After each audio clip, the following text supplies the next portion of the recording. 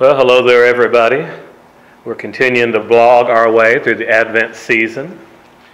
This is for the third Sunday of Advent, which means that we light the pink candle, also known as the joy candle. I want to talk to you about that today, and I'm also here today to talk to you about something known as treat bags. In the Nazarene tradition, every Nazarene church I've ever been a part of, and my dad was a pastor when I was growing up, so I've been part of a few, we did something one Sunday every December called Treat Bag Sunday. And yesterday at our church was Treat Bag Sunday. This is the treat bag. Now, they all look like this. They always come in a plain brown paper bag. Don't that look festive? I don't know when treat bags originated. I'm going to guess it was the Great Depression, based on what is defined as a treat. The content of the treat bag never varies. Any time in my life I've ever gotten a treat bag, it's always contained the exact same thing. And so I could tell you what was in this treat bag before I even opened it. An apple, an orange, a walnut, a pecan, a butterscotch candy, and a peppermint. So let's open the treat bag and see if I'm correct. Let's see how well I know my treat bag. Let's see. An apple, an orange, a walnut, a pecan, and here's a peppermint. My stomach's a little upset. I'm going to go ahead and pop that in. And, a butterscotch. Treat bags. They never disappoint. Last year, I was still fairly new as a pastor of our church, and we did not do treat bags. Instead, we gave a Christmas ornament to every family in our church. I received more complaints about not having treat bags than probably anything else since I've been pastor at this church, and that is saying something about our fine folks here at Denison. Whenever we didn't give out the treat bags, the number one comment that I got was, Pastor, it's just not Christmas without a treat bag. I mean, some of these folks have been getting treat bags every Christmas for 76 years. It had become a tradition to them. So this year we reinstituted the treat bag. Now, we had 175 folks at church on Sunday morning. We had only made 155 treat bags. Several folks panicked at that, but we actually ended up with a few treat bags left over because I guess not everybody felt they needed a treat bag. Why am I talking to you about this? Well, there are a lot of things like treat bags this time of year. We call them traditions. You know, it's just not Christmas without fill in the blank. For some, it's fruitcake or Christmas cookies.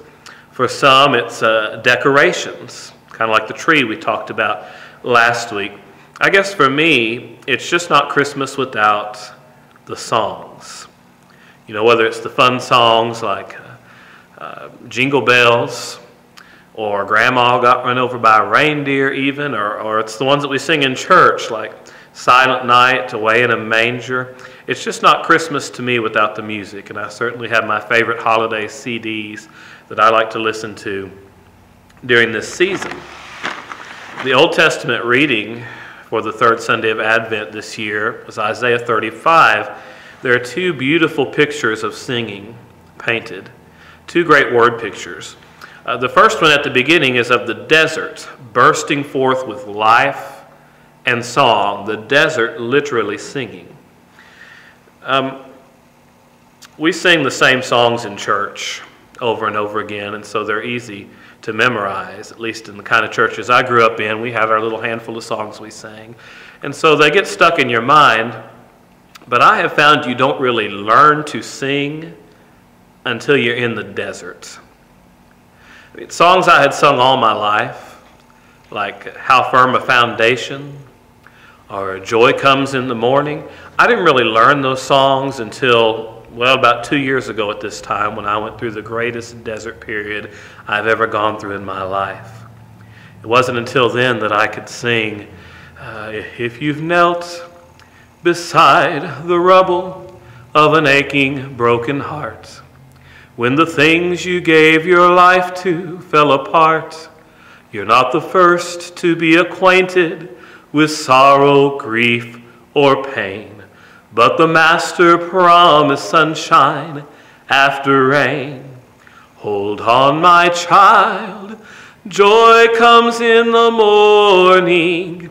Weeping only lasts for the night.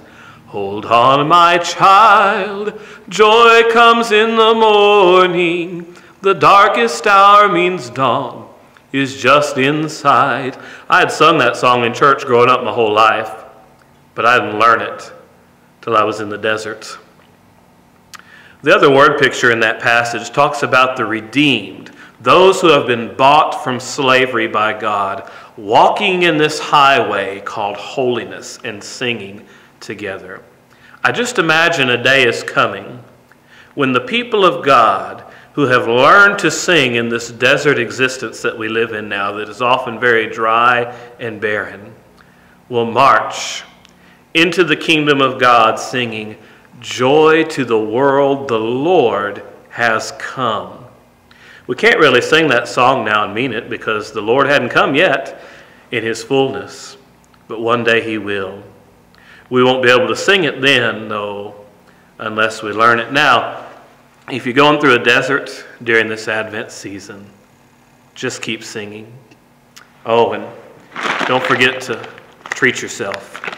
God bless you. We'll see you next week and wrap things up for Advent.